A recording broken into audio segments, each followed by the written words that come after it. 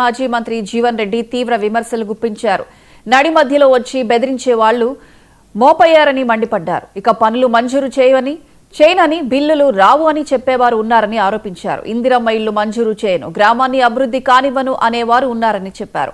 పంచాయతీలకు నిధులు నేరుగా ఢిల్లీ నుంచి వస్తాయని ఎవరి దగ్గరకు వెళ్లాల్సిన అవసరం లేదని అన్నారు. 10 ఏళ్లు పాలించిన బీఆర్ఎస్ రాష్ట్రానికి చేసిందేమీ లేదని, ఇప్పుడు కాంగ్రెస్ పార్టీలోకి వచ్చి కొందరు పెద్దరికం చేస్తున్నారని జీవన్ రెడ్డి విమర్శించారు. అది మీరు జాగ్రత్తగా ఉండండి. కాంగ్రెస్ కండువా అనేది ఏదైతే ఉందో ఇది మనది. 10 ఏళ్ళు మనం జెండా పట్టుకుని పోరాటం చేసిన మనం 10 ఏళ్ళు జెండా పట్టుకుని పోరాటం చేసామని చెప్పి అంటున్నా. ఎన్నడైనా కాంగ్రెస్ పార్టీ మీద హక్కు ఉంటుంది అని చెప్పంటే మనకి హక్కు ఉంటుంది. కాంగ్రెస్ పార్టీ ఎవరికి హక్కు ఉంటుంది? మనకు హక్కు ఉంటుంది అని కనీసం కాంగ్రెస్ అని చెప్పి చెప్పుకునేటువంటి ధైర్యం లేనోడు మనకు వచ్చేది అవుతుందో కళ కట్టబెడతాంటే